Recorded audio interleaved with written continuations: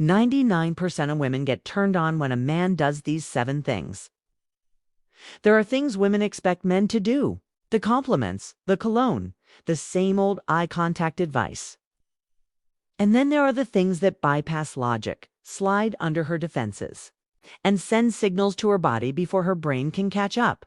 The kind of things that make her breathe a little slower, shift in her seat, replay the moment later that night. Let's talk about those. Here are 7 things 99% of women get turned on by, but rarely admit. 1. You speak low, but you don't. Rush. Most guys try to sound sexy by dropping their voice an octave. But if you pair a deep voice with urgency, it just sounds like you're rushing to the punchline. Women don't respond to volume. They respond to pace. Slow down. Stretch your syllables. Leave pauses that invite her imagination to do the heavy lifting. It's not about sounding like a movie trailer. It's about speaking like you know she's already listening.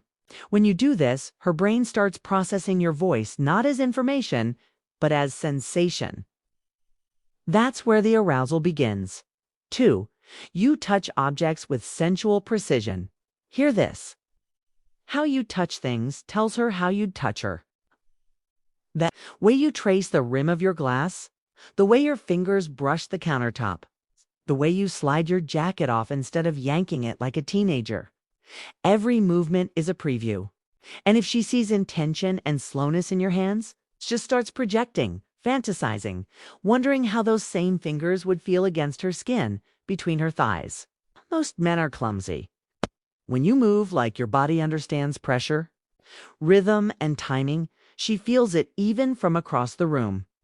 3. You break eye contact just before it gets comfortable. Want to turn her on without touching her? Lock eyes. Hold the gaze just long enough to stir heat, then break it deliberately, right before it feels natural. Don't look away in nervousness. Look away like you're choosing to, like your thoughts just wandered to something filthy. She'll feel it. That micro moment makes her chase the connection back. She starts to wonder what you were thinking. Was it her lips, her thighs? Was it how her skin might taste? That flash of tension you created is better than any one-liner, for you make her wait before she gets what she wants. She says, "Let's go back to yours."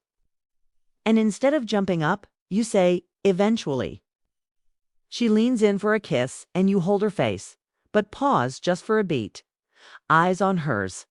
Most guys race toward the finish line, but women get aroused in the delay. When you hold back just slightly, just playfully, it heightens her need.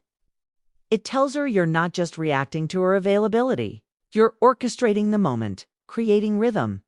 And the longer the build, the more explosive the release. 5. You describe what you want in her, not from her. Instead of the usual, "What do you like?" or "Can I kiss you?" Try this. "I love how your lower lip trembles when you're turned on."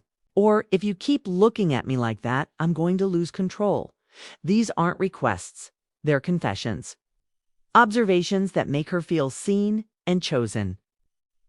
Women want to feel desired in a way that's specific.